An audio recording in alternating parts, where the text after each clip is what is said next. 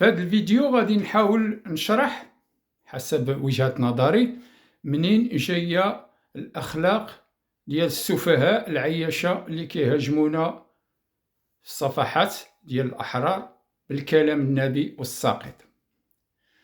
جاية من القصر بالضبط، وبالأخص من سيء الذكر المقبور الديكتاتور.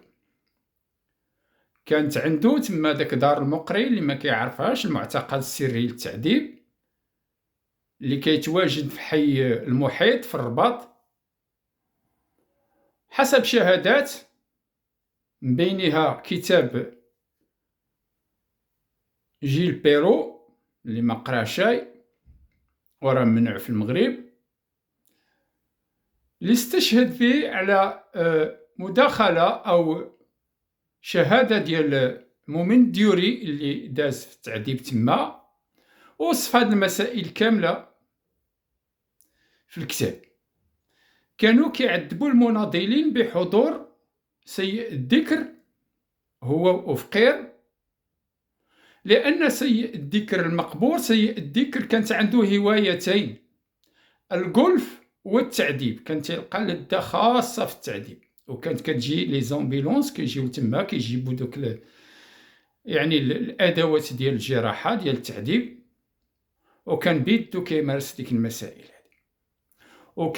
وكان كيأمر الجلادين باغتصاب المناضلين أمام أبنائهم الأطفال اللي كانوا تما. كاينه كيوصفهم جيل بيرو بواحد الشكل يعني لا يطاق، والنساء ديالهم والعائلة ديالهم كيجيبهم تما يشوفوا والديهم كيفاش كيتغتصبوا وهذاك المجرم ديال أوفقير كان معلق هذاك الحسن الرجل المطافئ والدار البيضاء مناضل، اللي أنا درت عليه واحد الفيديو حسب بناء على واحد الرسم كيفاش كان كيقطعوا طرف وحلوا الكرش ديالو، طاحوا المسار ديالو الأرض، وضرب هذيك القلبة بالخنجر بالموس، وطاح الراجل على القفا ديالو، تقردات له العنقرة، وكيدفنوهم تما. كاينه في ديك الساحة حتى دوك في حدا لي زورونجي شجر ديال الليمون، وداك الشجر ديال الليمون ما كانش كيزهر، ما كانش كيعطي النتيجة لأنهم كانوا كيعملوا الجير تما.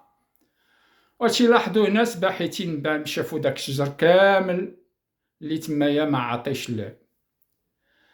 عطيش الزهور على حسب الجير اللي كيكبوا على الجثث المجرمين. إذن غادي نعرض عليكم اللي ما شافش الفيديو، راه شوية قاصحة لكن خاصها الحقيقة تبان.